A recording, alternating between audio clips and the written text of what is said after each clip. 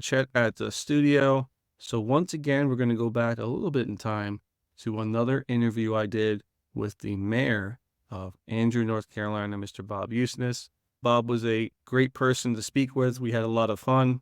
So I hope you all enjoy, and I'll see you soon.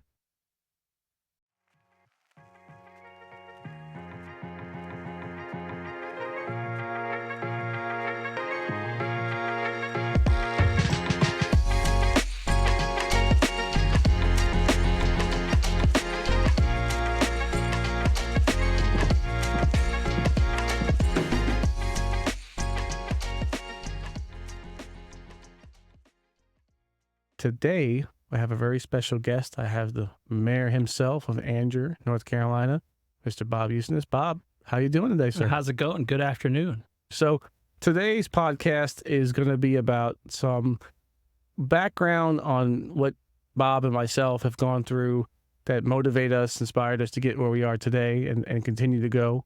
Obviously, being the mayor is a great responsibility, and a great achievement and accomplishment. I'm working on it. Not the mayor, but life. I'm working on trying to better myself. And I think for the audience to hear some brief history of what got you to where you are would be great. Going back to you, Bob, you're mayor. When you were a little boy, Yeah, did you sit in class and imagine one day you would be mayor of a that was town? it. One day I'm going to be the mayor of a small town. That was it. No, absolutely not. Now, fast forward to where we are now, but what was your what part of your journey when you began thinking you wanted to be in like a public figure or Yeah. help people? When did you start having that initial feeling? So I don't know. As far as being mayor or in town politics, like none of that really happened until last year. I think my whole life, I couldn't even tell you as a kid what I wanted to be when I grew up. When I was in high school and you had to start making decisions about that before you go to college, I was going to be a structural engineer. I guess that was my goal. That's why I went to college, with the goal of being. Each stage of your life, whatever happens, if you accept that and embrace it, then you're happy and you've never fallen short of your goals. Well, that's what this is about. It's about the journey. And for me, it's similar. Being from New York originally, a lot of hustle, a lot of bustle. You're pre-programmed from birth to go 1,000 miles an hour, go to Manhattan, be either a police officer or fireman in construction. Ironically enough, where I grew up, the mother and father were either police officers, firemen, or in construction or something like that. I knew I wanted to make a difference in my life, but it honestly took I just turned 43, so it took 42 and 3/4 years for me to realize that to have something like this with a podcast where you can reach people, it's important to do that. It's important to try to give back and inspire and motivate. And I believe it in my heart. And I know for you, being mayor, putting the town's heart first is probably a little difficult, but how do you handle that? How do you stay motivated and inspired, daily? My life is a series of falling down and pulling yourself back up because you just have to. Any great thing I've ever done or started doing was because I'd fallen and I had to. Starting a business, starting a family was challenging, and being mayor's no different in that. My wife and I have been involved with the town for a long time. Through our business, we sponsor stuff and we're part of the parade, so that's nothing new. My wife was on planning board for a while and she got to see some inner workings. My wife inspired me like she does in everything, and had a talk with me, explained to me what the role of a mayor was, what a mayor actually did, and explained to me that it was no different really than the other parts of my life, where in my family and in our family at home and family outside of that, I've already been the president of that. We have kids here. We've invested ourselves, our lives, our business, our family, everything into this town. She helped motivate me to actually step up to the plate and do it. I ran against 3 other people, some really fantastic, qualified people that I have a lot of respect for, and we're still friends to this day. But it had to be me. Going into it, it had to be me, and it had to be a decisive win for it to have meant anything, for the work that goes into it. And it was, thankfully. And I still, to this day, will go back onto my Facebook page, where my campaign page, and I'll scroll back and I'll read through what I said I would do and what I wanted to do and the interactions I had with great, fantastic interaction with the public on Facebook, just to make sure that I am living up to what I said. I ran as myself with honesty and integrity, which makes it easy to keep promises when you mean what you say going into it. But I'll double check myself all the time and be like, am I really doing what I said I was going to do? Am I at least striving for it? They say the first 90 days, or in your case, 180 days, is usually the feeling out. Most important time is in the beginning. Yeah. But what I took away from what you just said, it sounds to me, and correct me if I'm wrong, you are not only a goal setter, but an expectation person. How I explain the difference between a goal and expectation is a goal is something you want to strive for. If you get there, great. An expectation is something you're going to do. Yeah. Just, this is it. This is what I expect someone to do. Yeah. And if you want to put a goal in there, great. But this is like the bare minimum of what you're going to do. Yeah. And what I learned over the years doing corporate management and things of that is I came across a different type of goal. SMART goal is specific, measurable, achievable, relevant, and time bound. Mm-hmm. Just to structure that goal. Yeah.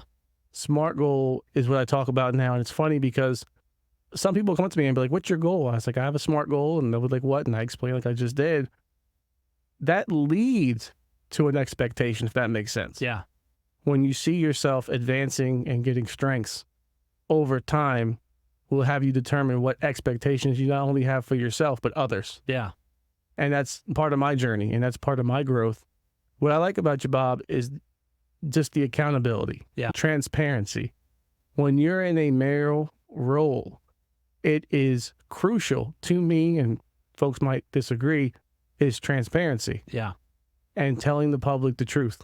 Yeah. And I like that. And I interact with citizens and everyone in Angier, they feel the same way. Yeah.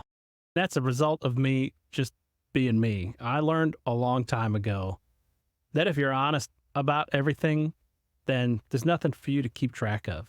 If you try to hide things or you try to be dishonest about things, you got to remember what you were saying because you're going to be held to it.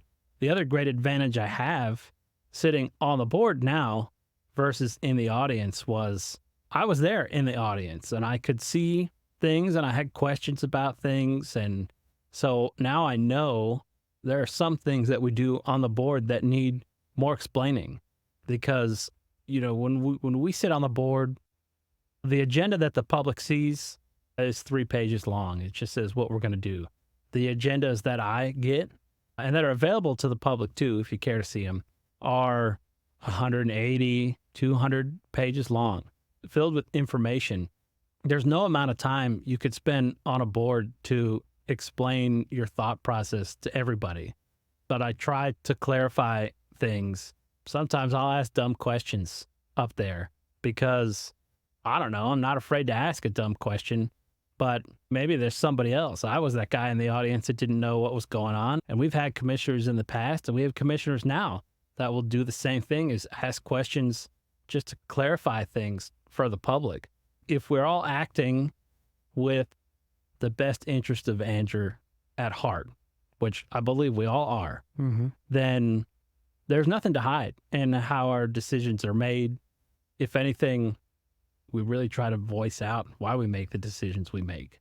Every person on that board cares about Angier and loves Angier and wants to see it successful, wants to make sure that the people that pay taxes here get something to show for that. And it really is a great honor just to be a part of that, just to have a say or have my opinion be heard. And that's all it is. It's an opinion. I rarely get to be the one to make any decisions, but you get to tell people how I think. Right. You get to get it out there. I love seeing it real time. Yeah. It's important for people to know, You know, there rarely is a meeting that we have that the public cannot see. Very rarely. All the meetings we have once, twice a month, not only is the public allowed to come, we want you to. We welcome you to come. You can send me an email, bjusnes@angier.org. I want to hear from you. Reach out to me. I'm not saying I could solve all of your problems, but if I don't know about them, there's nothing I could do about it. Or you could say nice things too. I would welcome that. I wanted to just wrap up with one thing that I actually did this morning. So the Lillington Chamber of Commerce had a United Way meeting this morning in Dunn. And powerful. United Way is doing a lot of good things in Harnett County, and they're just reaching out to people who are in need. We have children that are having a hard time getting to school because their parents' car is breaking down. There's a little bit of folks not being able to get into an apartment or housing. Yeah. There's just so many different things going on. As the mayor, what can the listeners here in Angier, anyone who is listening out there, what advice could the mayor give in terms of the community actively being involved in charity and giving back? I guess the best I could speak to that is from my own experience. There have been times in our life where we were on hard times. I remember scrapping metal to buy groceries. I once shoveled the sidewalk at Applebee's in Fuquay for lunch. That was my pay for it, and I was happy to have it. We were lucky that we were able to find enough help to make it through, and now we give everything back that we can. United Way is a great group. What I would suggest to someone who wants to be involved, look at who's out there. Really research them and see what they're doing and how they're using the money, or volunteer work, or it's not always money. Sometimes it's volunteer work. Sometimes it's a couple toys for a toy drive, something like that. Find somebody who you like what they're doing. Take your time to vet them, get to trust them, and then support them. It's the easiest thing to do. You mentioned United Way. My wife and I have been working with Mama Moses at the Underground Railroad for years, for a long time now. And the reason that I like her is because most of her efforts, not all of them, the concept of what she's doing is to prevent homelessness from even happening. Once you become homeless, it's much harder to dig out of that hole and get back on your feet. So a lot of her efforts are spent keeping people where they are in the first place. People who care to help with stuff like that is find someone you like, some group you like, or do it yourself if you want to, but it's a lot of work, and help that cause as much as you can. All right, everyone. Well, that wraps up that cast. Appreciate everybody turning in here on YouTube. Also, check us out on Spotify. Chet at the studio. I want to thank Mayor Bob Jusnes for his time and for letting me experiment on the podcast world with them in the beginning. So it was a lot of fun. Everybody have a great day, and I'll see you soon.